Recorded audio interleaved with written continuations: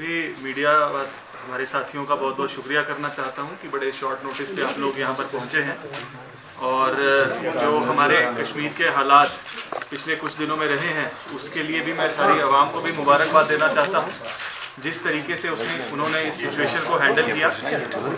भले ही हालात थोड़े टफ थे, कुछ परेशानियां हमें देखने को मिली, झेलम के लेवल्स कुछ ऐसे अलार्मिंग लेवल्स तक बढ़ चुके थे, चाहे वो संगम हो चाहे राममुंशी बाग हो, जिसे हमारी सारी टीम्स मॉनिटर कर रही थी, डीसीज मॉनिटर कर रहे थे,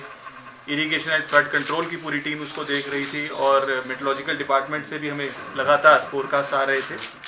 लेकिन जो बीते कुछ दिनों में हमने समस्या को देखा तो और आवाम ने उसका बड़ी डट करके सामना किया है और आगे भी हमें इसी तरीके से अलर्ट रहने की ज़रूरत है। और मैं यही अपील एडमिनिस्ट्रेशन की तरफ से सभी लोगों को करना चाहूँगा, जैसे साउथ कश्मीर ने इस सिचुएशन को हैंडल किया है, खुदा ना खास्ता आगे भी, क्योंकि अगले 15-20 दिन बड़े इंपॉर्टेंट रहेंगे हमारे लिए।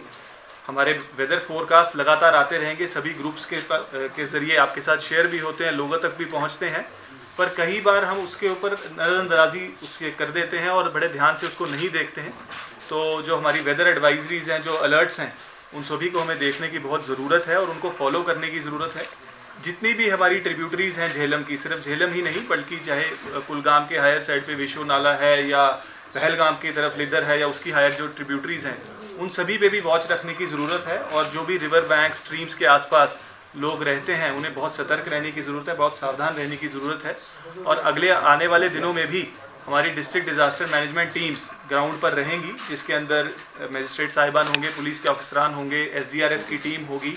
और इरिगेशन एंड फ्लड कंट्रोल की टीम तो होगी ही। तो ये भी जो इंटर डिपार्टमेंटल हमारी टीम्स कॉन्स्टिट्यूट हुई हैं, ये 24 घंटे राउंड द क्लॉक काम करती रहेंगी। और हमारे इसी तरीके से जो डिस्ट्रिक्ट के इमरजेंसी कंट्रोल रूम नंबर्स हैं या UT लेवल जो इमरजेंसी ऑपरेशन सेंटर जो हरिनिवास श्रीनगर से काम करता है, उनके नंबर्स भी सभी को वाइड स्प्रेड सर्कुलेट कर दिए गए हैं। और मैं आपसे भी अपील ये करूँगा कि सभी जगह पे, सभी इलाकों में, सभी गाँवों में, दूर दराज के इलाकों में भी लोगों तक ये नंबर्स पहुँचें, ताकि उनको कभी किसी तरीके की ज़रूरत हो, कुछ मुश्किलात हो, तो वो हमें रीच आउट कर सकें, ताकि हम भी उनकी समस्याओं को एड्रेस कर सकें।